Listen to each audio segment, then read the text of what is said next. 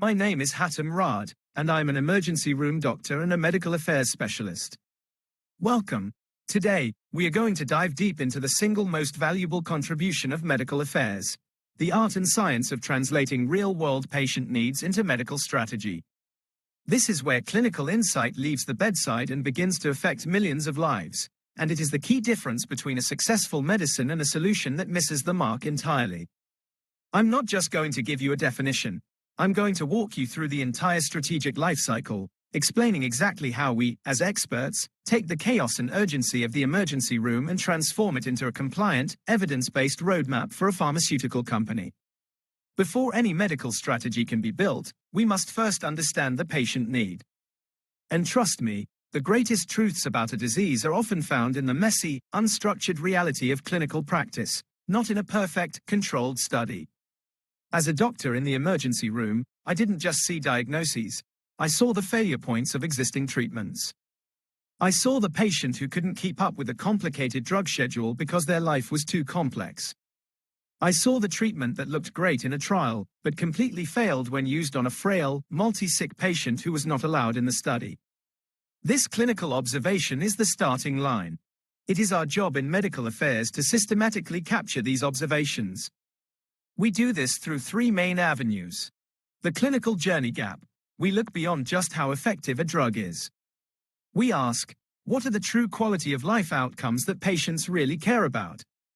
This includes factors like days missed from work, going back to the hospital soon after discharge, and the mental burden of a complex therapy.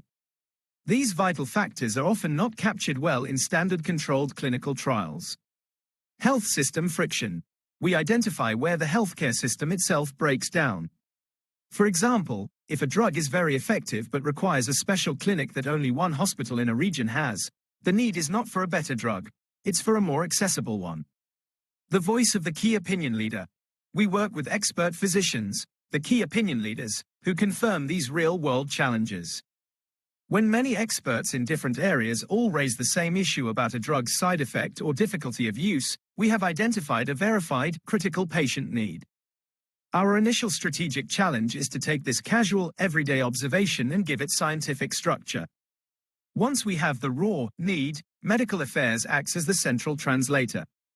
This stage involves intense scientific triage and validation, where we filter qualitative observations through hard scientific evidence. When a key opinion leader tells us that drug X is difficult for their patients to handle, we don't just report it. We immediately start a deep scientific literature review. We must ask, does this everyday observation match the published trial data? Are there existing research studies, like studies based on patient registries, that confirm this trend? Is this a true drug problem, or is it a problem of poor doctor education or patient training? This is where my training in good clinical practice and data analysis becomes crucial. I differentiate between simple noise and a true, important signal. If the signal is proven, it becomes a medical insight, an established, evidence-backed gap.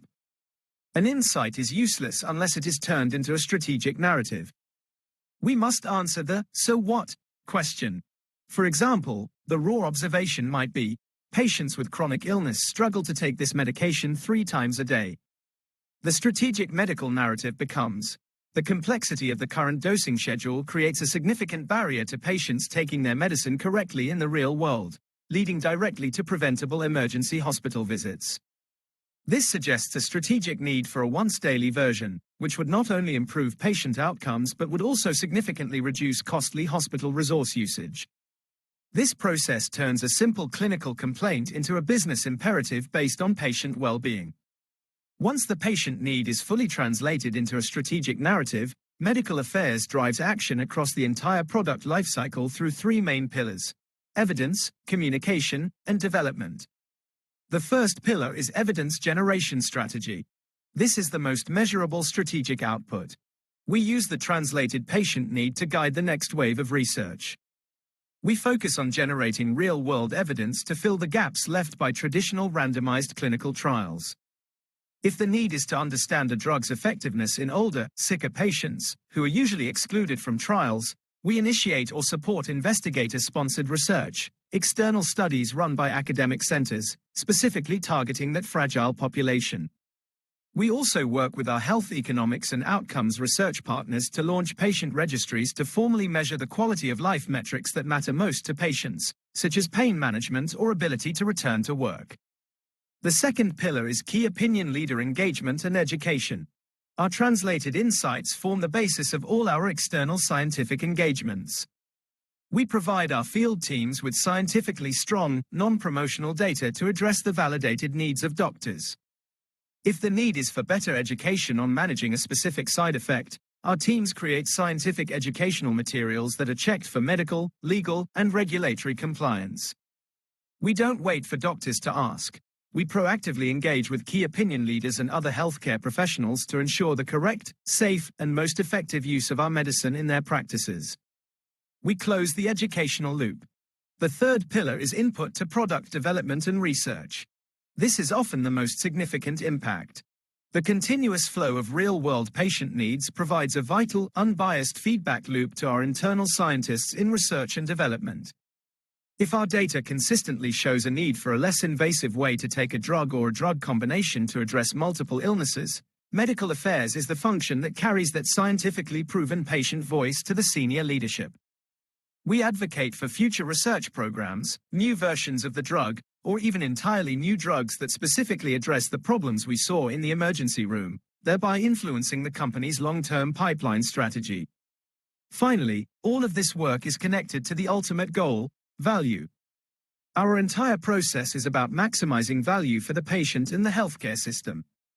My training in health economics and outcomes research allows me to take the proven patient need, for instance, the difficulty in self-administering a medication, and put a number on it. I can show that improving the ease of use, the patient need, will lead to higher medication adherence, which, in turn, will lead to fewer costly hospital visits and better overall health. This financial and clinical quantification is crucial because it allows us to communicate the full value of our medicine to governments, hospital administrators, and payers.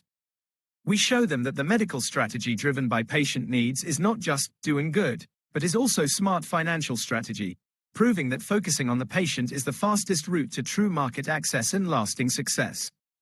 This translation of real-world needs into a solid medical strategy is the core purpose of a true medical affairs expert. It is the complex, continuous cycle that ensures science truly serves the people who need it most. If you are interested in how this deep scientific strategy is communicated externally, you must master the compliance rules. In our next video, we will break down the most essential rule in medical affairs: the bright line. Understanding the difference between promotional and non-promotional content, the single most important principle for maintaining trust and compliance. Please click subscribe. Leave a comment below with your biggest question about the role of a doctor in the pharmaceutical world. I'll see you next time.